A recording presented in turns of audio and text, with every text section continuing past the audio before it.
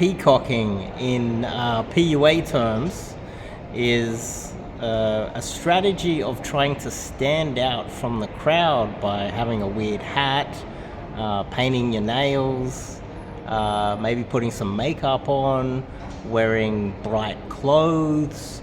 It is an old PUA term that was used by a guy by the name of Mystery. Now, I want to discuss that today in terms of the 2020s and whether that is still a viable strategy today to help you get dates and possibly find yourself a girlfriend and maybe a wife. Now, in short, no. In short, no, and let me explain why. When peacocking was developed, the West was a far safer society. Safer for men, that is. There were far less immigrants that happened to be foreign agents corrupting the political system. Me Too is a foreign agent strategy. And we're now in a situation where the more you stand out, the more you draw attention to yourself, all you're doing is increasing the probabilities that the government or society or some angry person is going to come after you. And this is something that never used to happen to our parents, but in the West, it is now extremely dangerous for men. And it's not just dangerous politically. We talk about marriage all the time. We talk about the system, false charges. We talk about how almost every aspect of Western society is kind of conspiring against men like myself and men like you. And that's not an accident. It's not just something that's just, we've become woke or we've become advanced as a society. It has nothing to do with that. It is more of a sign of the collapse of the West. And now let me explain in terms that anybody can understand. When you think of the Soviet Union before it collapsed and certain forms of poor countries that were communist, these countries were known for men kind of wearing grey shirts, grey clothing or black clothing, and we had this belief that the reason why, like the Soviet Union didn't have colourful clothes is because they weren't capable of manufacturing it, or because they were poor, or because the Soviet Union didn't have access to the international trade market or whatever, and they couldn't access silks or colourful whatever. That's not the real reason. The real reason, this is my opinion, and a lot of people would back this up, is that the men in the Soviet Union didn't want to stand out because it was dangerous to do so. And so these days you will notice that there's a lot of men that are doing what they can to wear a plain black shirt, wear something a little bit plain, wear the standard suit to fit in.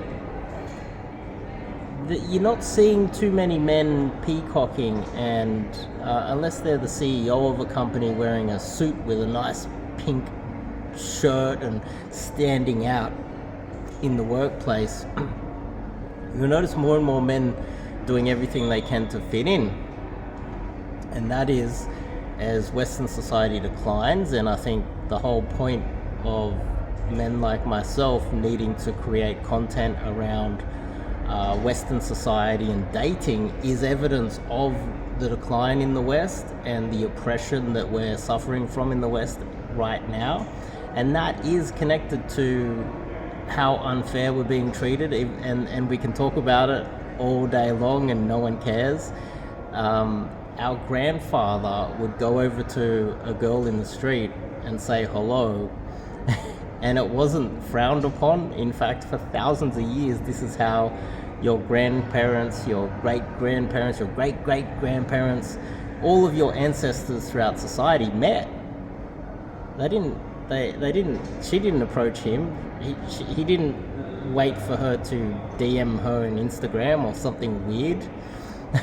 It was literally like he walked over to a girl and talked to her, which is the definition of day game.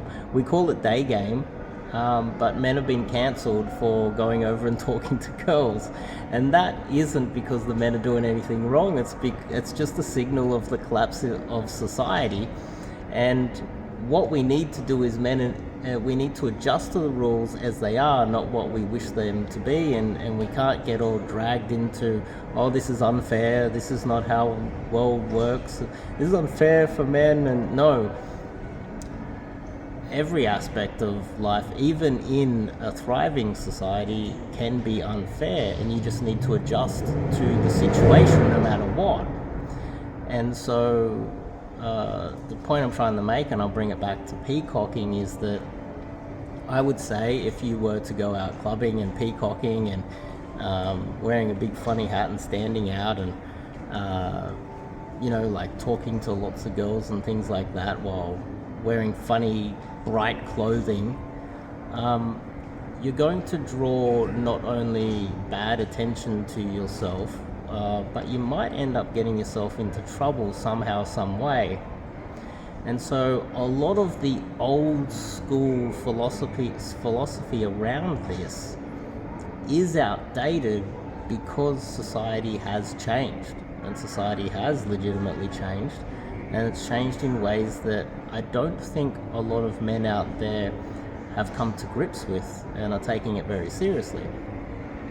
And so the point of this video is, in simplistic terms, not just don't be peacocking and standing out, it's try to blend in more and try to avoid attention more than you've ever had before, because in Australia we had this saying back in the past. It was called tall poppy syndrome, where someone who was wealthy and would stand out, or like would kind of peacock in society, would be cut down to size and will bring them back.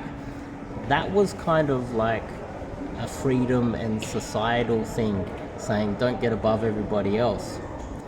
We've now moved past that into the peacocking of the people who control the governments and the elites, and now we've come full circle back to everybody needs to be very careful, especially if you're a man in the West.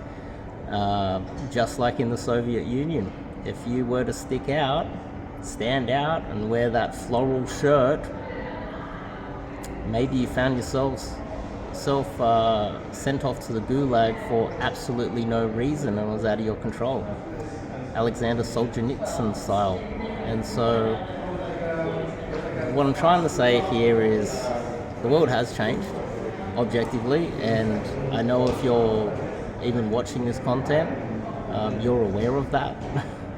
And peacocking's not only not the way to go, you should also be trying to avoid standing out at all and try to blend in as much as you can. And so if you want to try to do that my style, reach out, do some coaching with me. I'll see you guys in the next one.